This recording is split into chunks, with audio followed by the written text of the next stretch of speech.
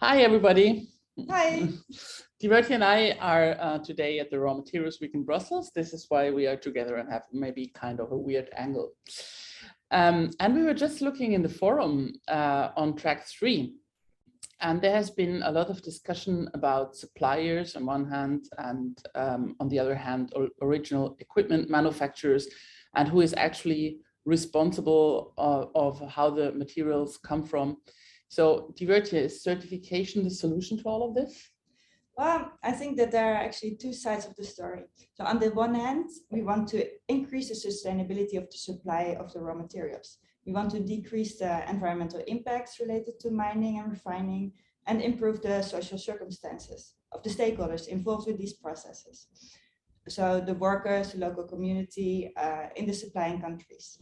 So this is in line with the Sustainable Development Goals, like decreasing poverty. And these are policy goals that the international community agreed on. But on the other hand, we have the original equipment manufacturers, the companies such as Apple, Tesla, Samsung. And as we discussed in the module, how to mitigate criticality, one aspect that could make a raw material critical for a company is the potential damage to the company's reputation. So for example, related to environmental and social problems. But we can also expect increasing regulation regarding the circumstances of raw material supply, such as we see with the conflict mineral regulation in the US and the EU. And this poses a risk to companies regarding the accessibility of these raw materials, because the supply routes must be compliant to these regulations. And as Stephen Young mentioned in his course on certification, certification can help these product manufacturers to demonstrate that the raw materials that they use follow these certain requirements. So for example, they don't contribute to conflicts, they cause limited environmental damage. One way to obtain this guarantee that a mineral is conflict-free, for example, is to avoid sourcing from certain regions altogether. For example, by making contractual agreements with other mines in other regions that are considered risk-free. But you can imagine that this is not in the benefit of the suppliers that operate in the countries that are considered as more high risk.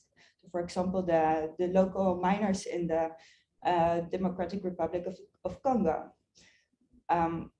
These miners, they rely on the income generated by the raw material extraction.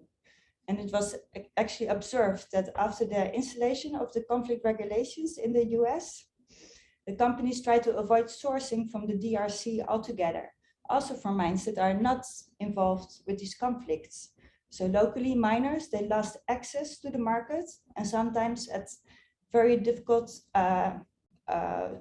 was very difficult to find sources of income. So which led to a shift of the illegal practices from the mining to other sectors, such as they started to trade tobacco or agricultural products.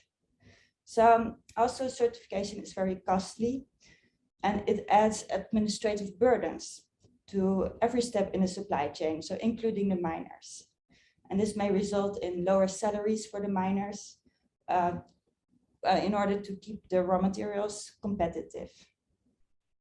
A more constructive solution for the supplying countries is that the product manufacturers continue sourcing from these sensitive regions and instead implement a closer relationship between the suppliers. So certain companies such as Fairphone, but also Apple, they do this already.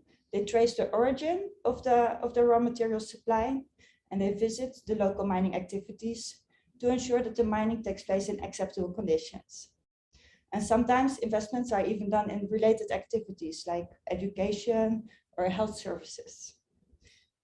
And this approach is more costly, but could contribute to both the reputation of the manufacturing companies, but also achieve sustainable development goals. So it should therefore be monitored that policy regulations and certification programs do not lead to adverse effects for miners, but that their effects are in line with the underlying goals of these regulations.